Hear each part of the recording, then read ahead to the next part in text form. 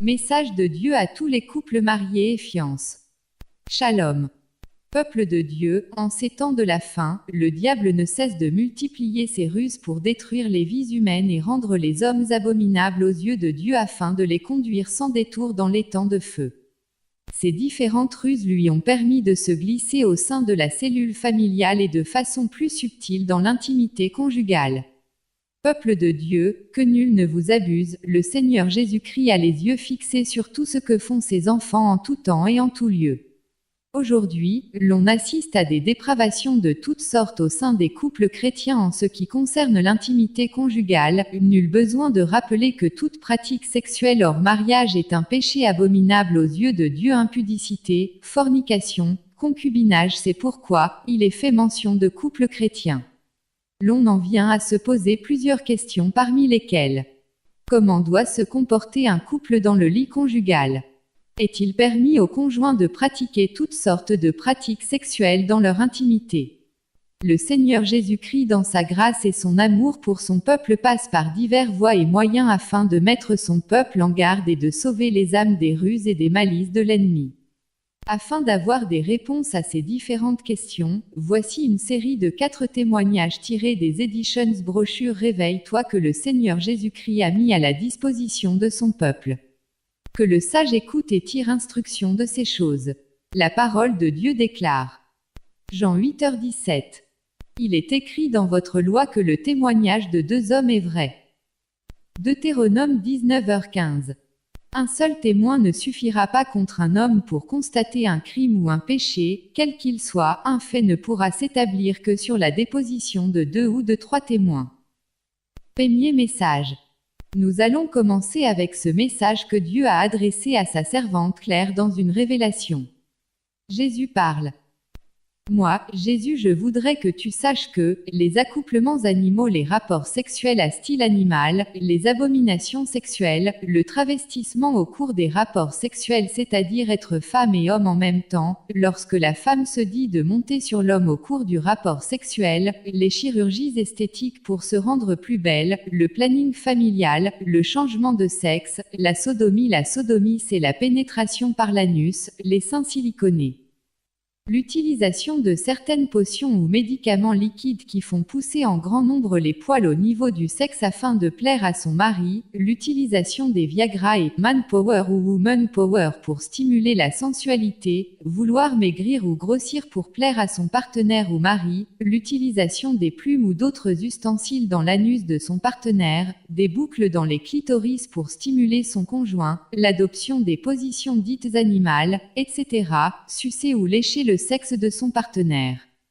La conception des enfants dans les bouteilles médicales, c'est-à-dire le fait de prendre l'ovule et le spermatozoïde pour les accoupler dans une bouteille afin d'avoir un enfant, faire la chirurgie de son sexe pour plaire à son conjoint, les bains solaires pour se bronzer, se rendre brun sont en abomination devant le Père. Voici ce chant nouveau que tu dois chanter à toutes les femmes, Claire. C'est pourquoi dans le livre de 1 Corinthiens 3h17 il est dit, si quelqu'un détruit le temple de Dieu, Dieu le détruira. Je voudrais que tu ouvres les yeux aux femmes vertueuses pour qu'elles mènent une vie de sainteté tous les jours de leur vie. Luc 1/71.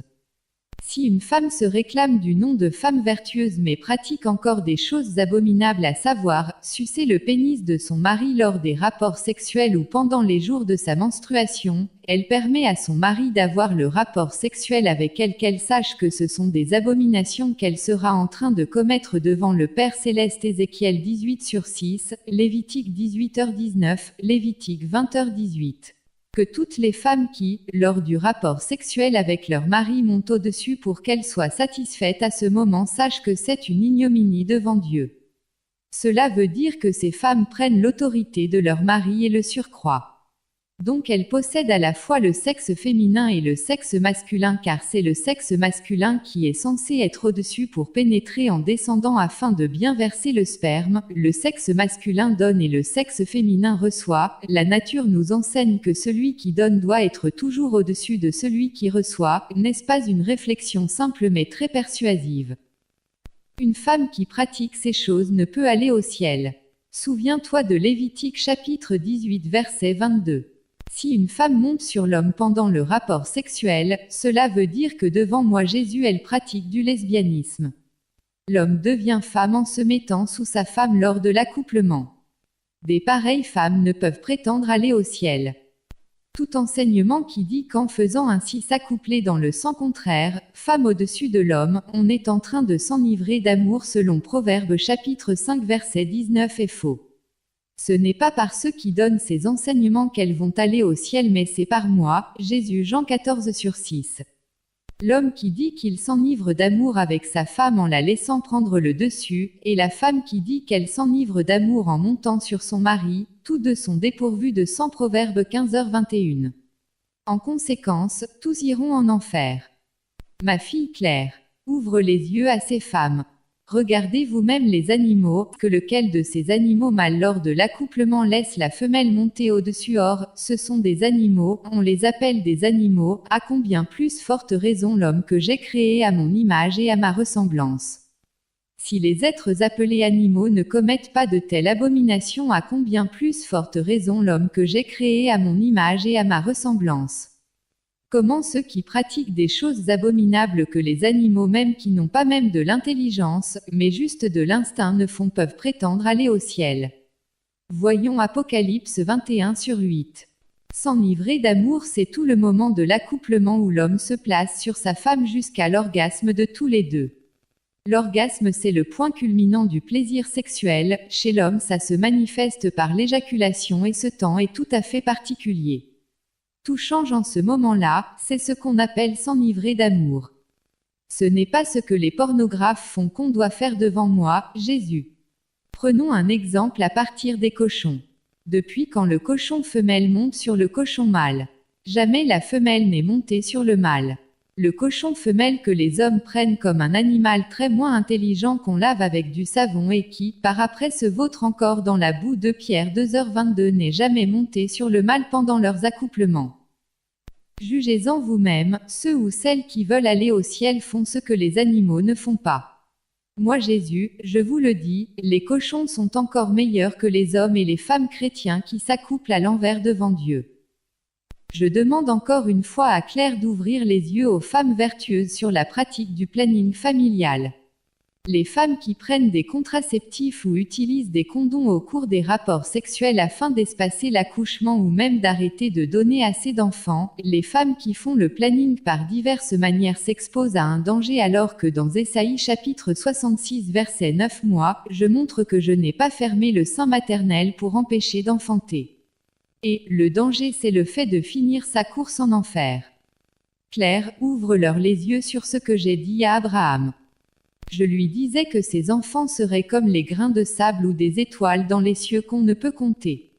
Souvenez-vous de ce que j'ai dit à Adam, multipliez-vous sur la terre, souvenez-vous des oiseaux des cieux qui ne travaillent, qui les nourrit. N'est-ce pas moi Jésus? Combien à plus forte raison vous les hommes?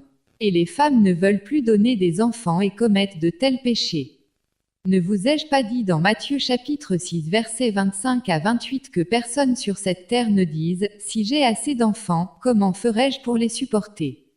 C'est moi l'Éternel qui vous prendra en charge. Si l'Éternel ne bâtit, ceux qui bâtissent travaillent en vain. Que ceux ou celles qui utilisent les condoms afin d'avoir soit un ou deux enfants, sachent qu'elles mourront comme Onan.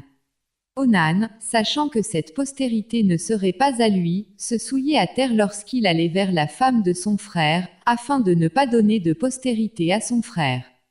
Ce qu'il faisait déplut à l'Éternel, qui le fit aussi mourir. Genèse 38/9-10 Que les femmes vertueuses sachent que lorsqu'une fille naît, elle n'est pas accompagnée de fémidon préservatif féminin qui le protégera contre les maladies. Et le garçon lors de sa naissance, ne vient pas dans ce monde avec du condom pour se protéger contre une maladie quelconque. N'avez-vous pas lu dans la Bible, surtout dans Deutéronome chapitre 28 versets 58 à 61 que c'est à des enfants des rebelles que je suis en train de châtier par ces maladies? Claire, ouvre les yeux aux femmes vertueuses. Est-ce qu'Abraham a une fois utilisé du condom? Est-ce que David a-t-il une fois utilisé du condom? Qui de ces hommes de Dieu dans la Bible, Isaac ou Joseph, Noé, qui sont aujourd'hui dans le royaume du Père Céleste, avaient utilisé ce condom? Donc c'est clair que ceux qui utilisent ces condoms et fémidoms préservatifs féminins n'iront pas au ciel. Car le Dieu d'hier est le même aujourd'hui. Il ne permettra jamais que ceux qui utilisent ces produits contraceptifs ou condoms puissent aller auprès de lui. À travers Onan, Satan a amené du condom dans le monde. À partir d'Onan, Satan a amené de l'adultère, de la fornication. Les femmes peuvent se prostituer n'importe comment. Les condoms et fémidons sont distribués aux élèves à l'école.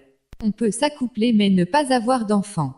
C'est le système qu'Onan a institué que Satan pratique aujourd'hui dans ce monde. Et si Onan est mort à la suite de cette pratique méchante, tous ceux qui la font seront aussi tués comme Onan et jetés dans l'enfer. Des gens avec leur sagesse humaine disent et même enseignent en disant à supposer que la femme a des plaies dans son vagin. Comment se protéger contre cette maladie en dehors de l'utilisation du condom? Est-ce qu'en vérité le condom protège à 100% contre toute infection?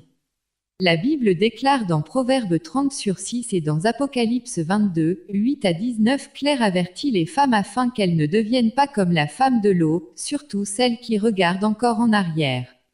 Je viendrai comme un voleur. Personne ne saura quand je viendrai. Même moi je ne le sais, ni les anges sauf mon Père dans le ciel. En ce temps, je veux que tous les chrétiens soient prudents et éveillés.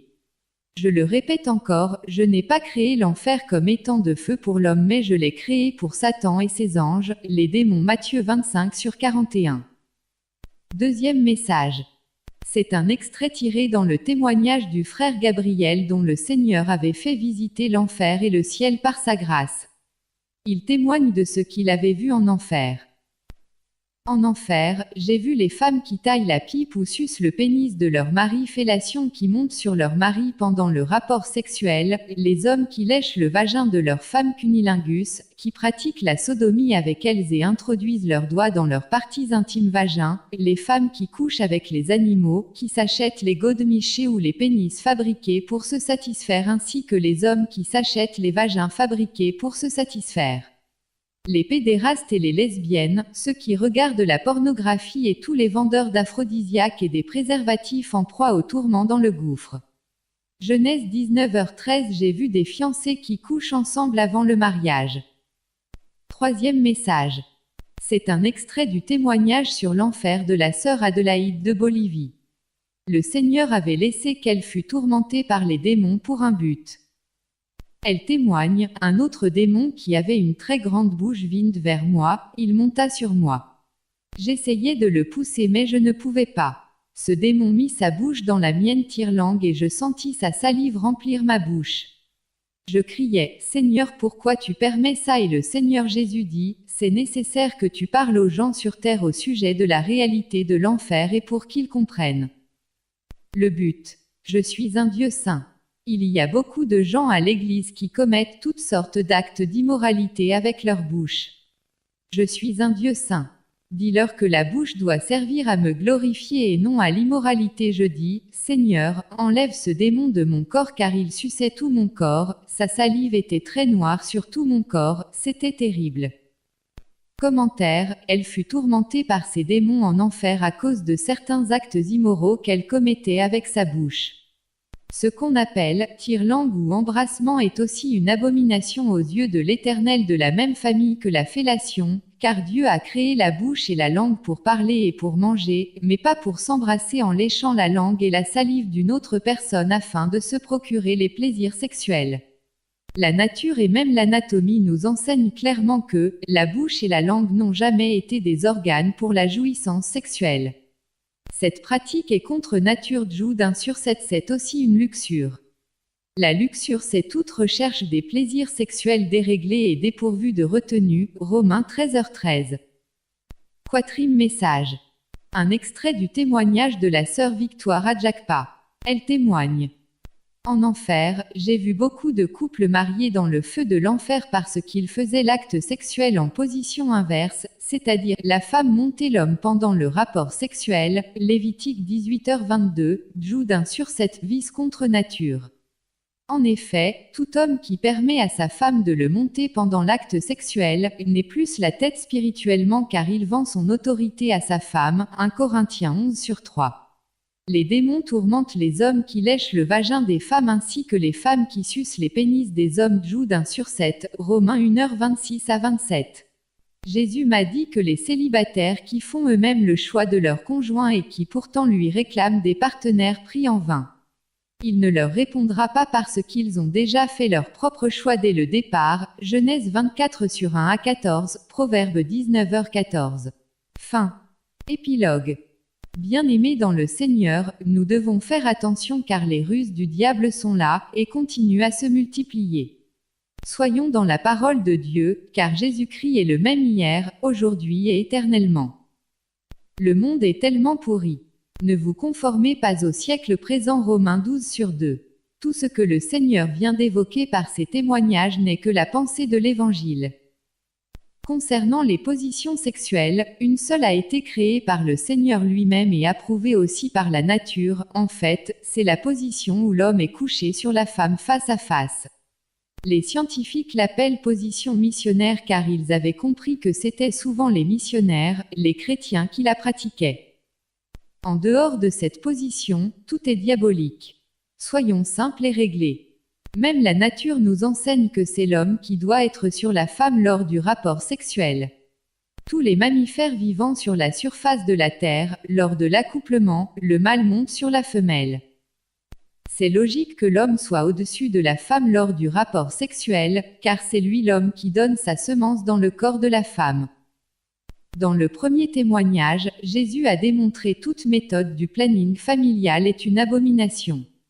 Même la méthode que la plupart des chrétiens croient être passable, à savoir méthode du calendrier, cette méthode contredit ce que la Bible dit dans 1 Corinthiens 7 sur 5, « Ne vous privez point l'un de l'autre, si ce n'est d'un commun accord pour un temps, afin de vaquer à la prière, puis retourner ensemble, de peur que Satan ne vous tente par votre incontinence. » Nous voyons que la méthode du calendrier fait que les chrétiens, par crainte de concevoir, se privent les uns des autres pour d'autres raisons que celles que nous montre la Bible, et nous croyons que cette méthode fait tomber beaucoup d'hommes mariés dans l'adultère à cause de leur incontinence.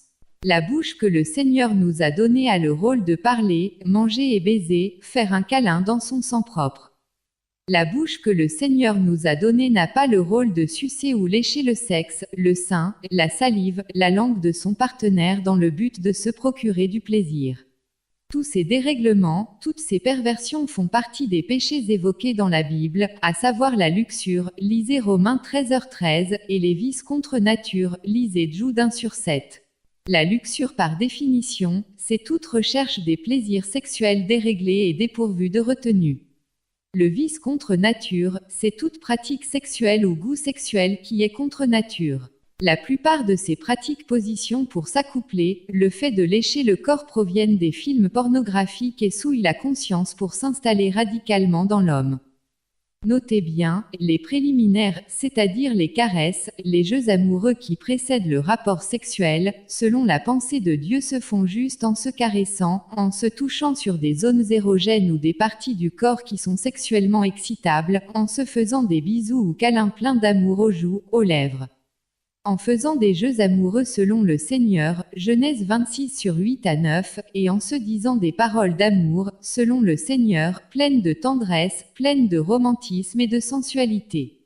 Les préliminaires ne se font pas en commettant des pratiques abominables, telles que le fait de sucer le pénis, le fait de lécher le vagin de sa partenaire, le fait de sucer les seins, comme si on était un bébé, le fait de lécher la bouche de l'autre tout en avalant sa salive, tire-langue. Les gens qui font cet acte sont dignes d'être appelés buveurs de salive. Quelle déviation! Imaginez-vous tout cela, c'est de la bestialité.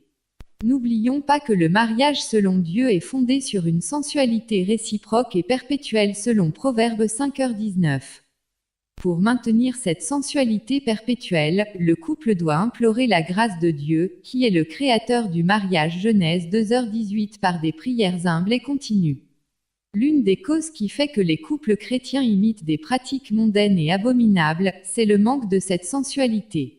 Pour vous qui êtes mariés et qui avez perdu cette sensualité ou qui n'en avez jamais eu dans le mariage, nous vous demandons d'invoquer Dieu par Jésus-Christ humblement et continuellement, car c'est lui seul qui est capable de la créer. C'est cette sensualité qui fera que chaque fois vous soyez toujours attirés amoureusement l'un à l'autre, elle vous épargnera toutes ces pratiques pécheresses citées si haut, et aussi l'adultère.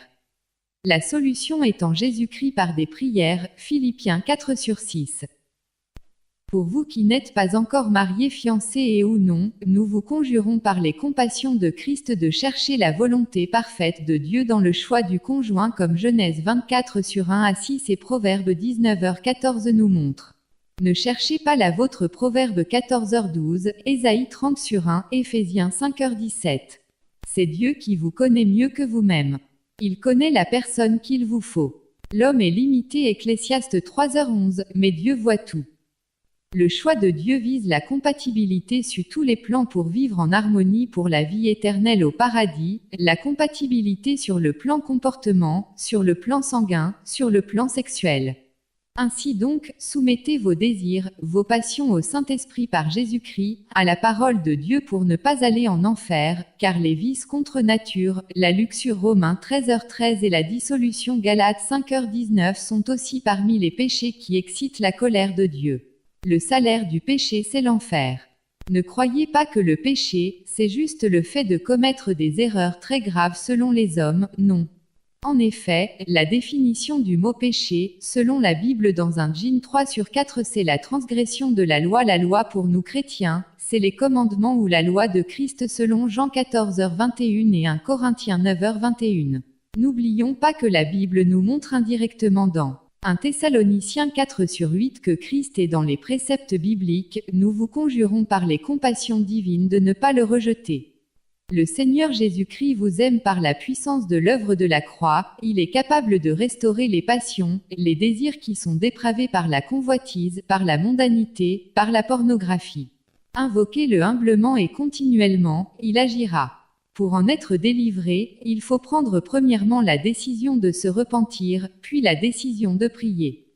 Romains 6h23 nous dit, le salaire du péché c'est la mort. 1 Jean 3/4 dit, quiconque pêche transgresse la loi, et le péché est la transgression de la loi. La Bible, la parole de Dieu Jacques 2h10 dit car quiconque observe toute la loi, mais pêche contre un seul commandement, devient coupable de tous. Le fait de négliger un seul précepte du Seigneur Jésus-Christ dans la Bible peut vous amener en enfer. L'enfer est réel, Luc 16h19-31, et le ciel l'est aussi Jean 14/1-3, Jésus-Christ vous aime, c'est pourquoi il vous parle pour vous délivrer de l'ignorance qui conduit à la mort éternelle dans le feu. Il est important de prier pour votre partenaire, afin d'avoir une même pensée dans le Seigneur. Obéissez à Dieu et non aux hommes, nous vous en conjurons par les compassions de Dieu. Acte 5h29, ne soyez pas fils ou filles de la rébellion. Éphésiens 2/1-2 en ne voulant pas se soumettre à la parole de Dieu. Galates 6/7-8 nous dit ceci, ne vous y trompez pas, on ne se moque pas de Dieu. Ce qu'un homme aura semé, il le moissonnera aussi. Celui qui sème pour sa chair moissonnera de la chair la corruption, mais celui qui sème pour l'esprit moissonnera de l'esprit la vie éternelle. Si quelqu'un se croit être prophète ou inspiré, qu'il reconnaisse que ce que nous vous écrivons est un commandement du Seigneur. Que la grâce de Dieu soit votre partage pour le salut éternel au paradis par la sanctification. Hébreux 12h14. Maranatha.